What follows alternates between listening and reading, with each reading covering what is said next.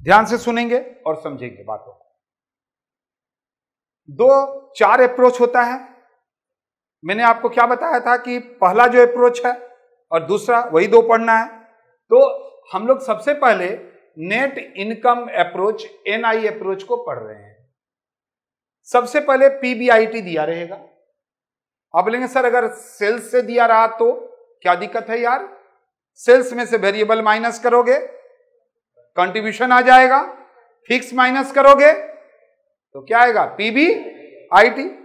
तो ये पीबीआईटी हम लोगों को दिया रहेगा, जनरली दिया रहेगा यहां से, क्योंकि भाई चैप्टर अलग है ना।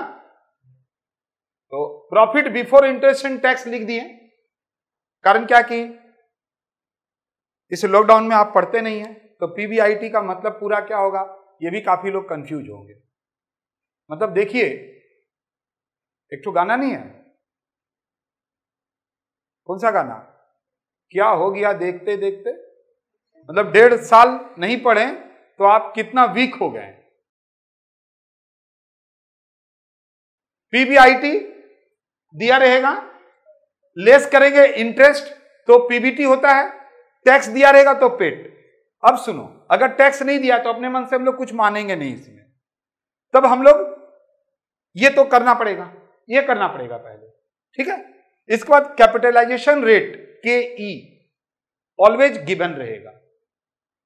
तब हम लोग को निकालना क्या है? मार्केट वैल्यू ऑफ इक्विटी, क्योंकि हम लोग अल्टीमेट चाहे एनआई अप्रोच हो या एनओआई अप्रोच हो, ये दोनों अप्रोच में से हम लोग को करना धरना एक ही चीज पड़ता है। क्या निकालना पड़ता है? Value of firm.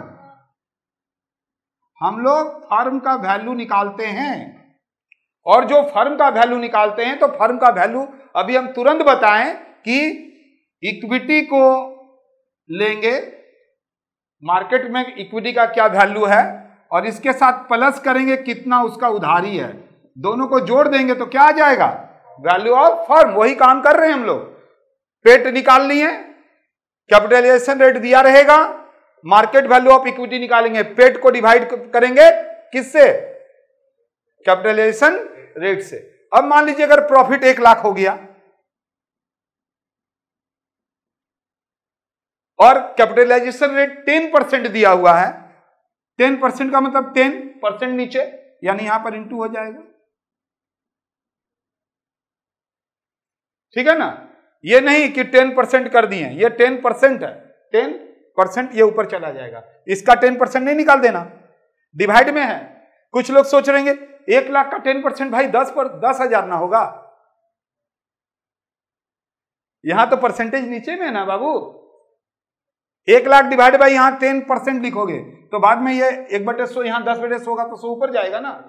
तो ये कंफ्यूज में मत रहेंगे। कारण क्या है कि हम सोच रहे हैं कि देख रहे हैं आप लोग में से कुछ लोगों ने क्या बात है भाई, 1 लाख का 10% 10,000 होगा और 10 लाख बना दिया। अभी आ गया समझ में, क्योंकि नीचे में है। तो 10 लाख ये हो गया।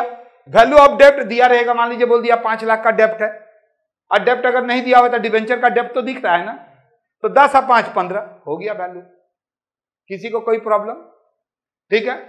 और जो ऑनलाइन पढ़ाई कर रहे हैं ऐप से या फिर पेन ड्राइव लिए हैं, उम्मीद करते हैं आपको भी सेम टू सेम समझ में आया होगा, क्योंकि यहां पर सारे लोग बैठे हुए हैं, इसको समझ में आ गया तो आपको क्यों नहीं आएगा।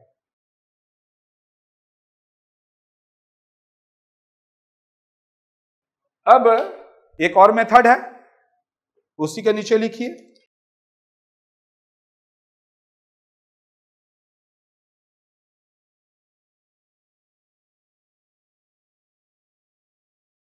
देखो दूसरा जो है NOI approach, net operating income approach बोले थे। अभी आपने एनआई देखा और एनओआई में क्या फर्क है, थोड़ा सा खाली दिमाग लगाओ यार। देखो वहां पर भी पीबीआईटी था, वहां के बाद हम लोगों ने लेस किया था इंटरेस्ट। अरे तो इंटरेस्ट हम लोग किसके ऊपर लेस किए होंगे? डिवेंचर के ऊपर ही। तो यहां पर इंटरेस्ट लेस नहीं हुआ, डायरेक्ट टैक्स लेस हो गया, तो क्या बच गया? Profit after tax. ठीक है। अब कैपिटलाइजेशन रेट दिया रहेगा, मार्केट वैल्यू ऑफ इक्विटी जैसे अभी निकाल रहे थे एनआई में, एनओआई में भी सेम निकालेंगे, पेट डिवाइडेड बाई के ई। लेकिन वैल्यू ऑफ डेप्ट वहां पर गिवन लिख दिए थे डायरेक्ट, यहां गिवन नहीं लिखेंगे। यहां पर अमाउंट ऑफ डेप्ट दिया रहेगा और उस डेप्ट के ऊपर टैक्स रेट दिया रहेगा, उससे हम लोग इंटू कर देंगे। अब 1 लाख का 50% तो 50,000। 10 लाख अगर डेप्ट दिया हुआ है और टैक्स रेट अगर 50% दे दिया है तो 10 लाख का 50% इंटू में है तो आधा हो जाएगा हमेशा, है ना। और फिर यहां पर वैल्यू ऑफ फर्म, वही वाला बात है, इक्विटी और डेप्ट दोनों को जोड़ेंगे तो क्या आ जाएगा, वैल्यू ऑफ फर्म। कोई दिक्कत यहां तक? दोनों का फॉर्मेट तैयार, सब कुछ तैयार, 4 किस्म से बनता है। कैपिटल स्ट्रक्चर्स किसको बोलते हैं ये भी आपको पता चल गया, यानी अभी तक कहीं से भी कोई कंफ्यूजन नहीं है।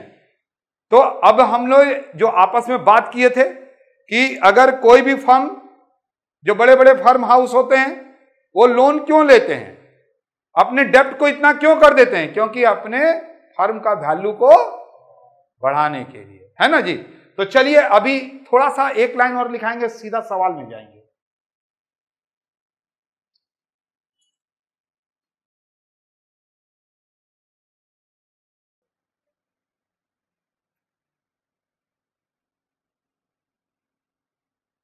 समटाइम्स आपसे सवाल में ओवरऑल कॉस्ट ऑफ कैपिटल भी पूछ देता है, तो कैपिटल स्ट्रक्चर्स पहले बना लीजिए, इसके बारे में कोई टेंशन लेने का दरकार नहीं है।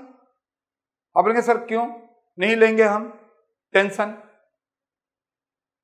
क्यों 6 सेमेस्टर अब छूट जाएगा, रियल लाइफ में चले जाएंगे तो टेंशन ले लेंगे। सुनिए, इसीलिए टेंशन नहीं लेंगे, पहले कैपिटल स्ट्रक्चर्स बनाएंगे, क्योंकि यहां पर ओवरऑल कॉस्ट ऑफ कैपिटल का जो फार्मूला है उसके नीचे टोटल वैल्यू ऑफ फर्म है, और टोटल वैल्यू ऑफ फर्म कहां से निकलेगा, एनआई और एनओआई से। तो भाई कैपिटल स्ट्रक्चर्स पहले तैयार करना पड़ेगा, जब तक मेरा टोटल वैल्यू ऑफ फर्म नहीं आएगा तब तक तो ओवरऑल कॉस्ट ऑफ कैपिटल भी हम लोग नहीं ला पाएंगे। इसलिए बोले टेंशन मत लो, पहले कैपिटल स्ट्रक्चर्स तैयार करो, इसके बाद पीबीआईटी जो ऊपर में है total value of firm into 100 करें, आ जाएगा। ठीक है जी। आइए एक सवाल आज जरूर देखेंगे।